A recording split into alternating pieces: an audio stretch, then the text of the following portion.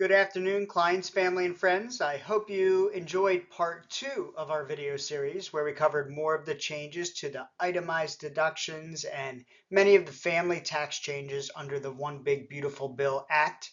During the 2024 presidential campaign, both campaigns pledged new tax deductions to appeal to lower income workers in battleground states.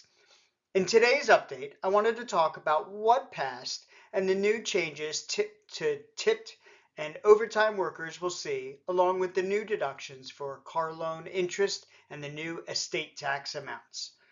But first, the new tax deduction for tips and overtime can be summarized in the chart above. But here's the summary. Up to $25,000 in tips can be deducted, with up to $12,500 in overtime per person and up to $25,000 of overtime for married couples in overtime jobs can be deducted off of your taxes.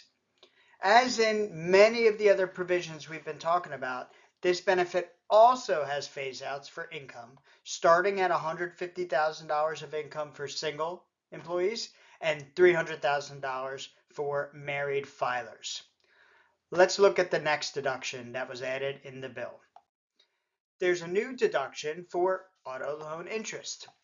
To encourage the purchase of American-made vehicles, there's this new deduction for auto loan interest, so let's look at the details.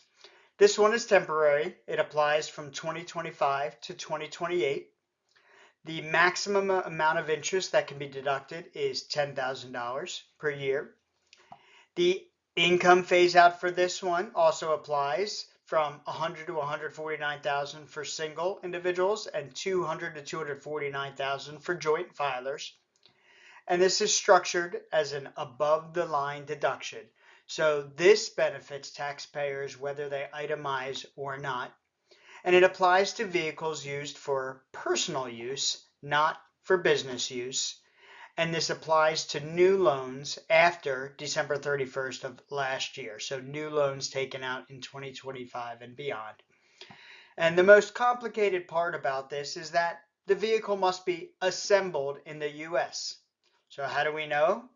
Well, if you look at your VIN number, if the first number of your VIN is a 1, 4, 5, or 7, that means it's assembled in the US. You could also check the VIN label located inside the driver's door jamb to see the location of manufacturing. Finally, the estate tax exemption amount was increased permanently to $15 million per person or $30 million for married individuals. Now, this will also be inflation adjusted. And many people wonder, what exactly is the estate tax? Well, it's a 40% federal tax on assets owned by an individual upon their death that's over these amounts.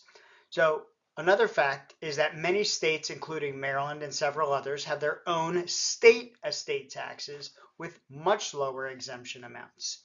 And this often causes families to owe state estate taxes and not federal. Many people are wondering why these amounts are so high, and they argue that these just favor wealthier individuals. And that is absolutely true. It allows more wealth to be passed on for multiple generations. However, equally as true, and we must find the balance here, is that there are many businesses and, more importantly, family farms that, while there's value in the farms or the land or the business operations, many businesses or farms operate with small margins and don't reap significant income from these assets. In the past, the estate tax exemption amounts were much lower, at $1,600,000 or $1 million.